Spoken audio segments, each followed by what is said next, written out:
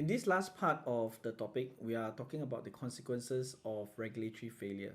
What is a regulatory failure? It's basically the failing to meet regulatory objectives. We talk about the three common core objectives. Basically, when we fail to meet those, we have consequences, right? We fail to have market integrity. We fail to protect our consumers, and we fail to raise or even dampen the market confidence in the financial system, right? So when that happens, it really harms our customers. It harms the counterparties of the customers, which are the financial institution. It damages trust for our consumers on the financial system. And we have a systemic failure, right? The whole economy actually gets hit.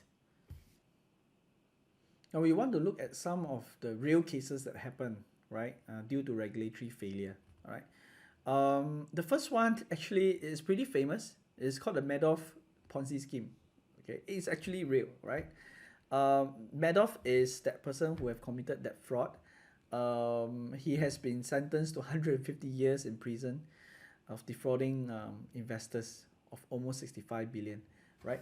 You know what is a Ponzi scheme, right? The Ponzi scheme is basically, you take the investors' monies, and then after that, to give the investment returns back to the same investors, you are taking money from other investors, right? You are taking money from other investors in order to give back the returns of the previous investors. So it keeps on building on it, right? So it becomes a huge Ponzi scheme. So this person managed to defraud the investors of almost 65 billion, and he has been sentenced to 150 years, right? Basically, he will die in prison, right? Actually, there is a movie that is showing this particular scandal, which is called The Wizard of Lies. Basically, there's a lot of movies out there that shows a lot of all this regulatory failure. Right? We will go through some of them here as well. The next real case that actually happened was Nick Leeson. All right, this is pretty big as well, and it happens here in Singapore. Nick Leeson now, he has already been released from the Changi prison. All right, he used to be a chief trader in Singapore. And in UK's oldest investment bank, Barings Bank, alright, but Barings Bank has already bankrupt because of him, right? He has made unauthorized speculative trades, using some error account, right, to cover up their losses, and this is a very good examples of conflict of interest. Alright, he is both the chief trader as well as the head of operations. So these two roles basically. There is a conflict of interest that arise out of these two roles, right? And because he is the head of operation, he was able, right, to create the error account, right, on the outside in order to cover his losses on the front side, right?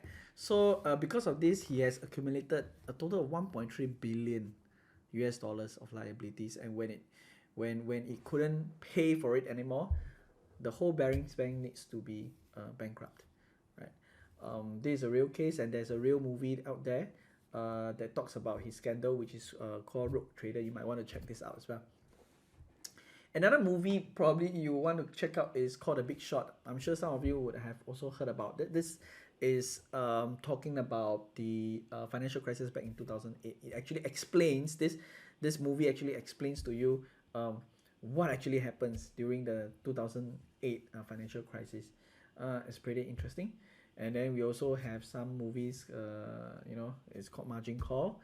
Okay, what else? Let me just go through another one. So this is also a real case, Enron case, right? If you search the web, I'm sure you'll be able to read a lot about that. This involves fake accounting practices, right? They have fake numbers in their accounts to hide, right, their debt and their toxic assets. And when it can't be hidden anymore, they basically has to realize the losses, and ultimately it went bankrupt. Again, there is another movie that shows this scandal, which is called Enron, right, the smartest guys in the room. Okay. There is one last example that I want to show you, which I think you will probably need to pick up that Padlet again and put in some response. This movie is called The Wolf of Wall Street. This person, Jordan Belfort, alright, which is the protagonist of this movie, he's a real person. Alright, again, is talking about back in the 70s, right? How poor, how easy for these people to actually trick the regulators, right?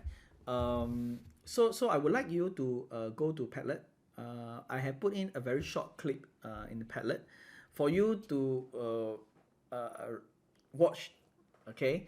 And it will be good if after you watch the clip, you put in your response to tell me, right, what you see as red flags. What is the issues that you will see that will lead to a regulatory failure?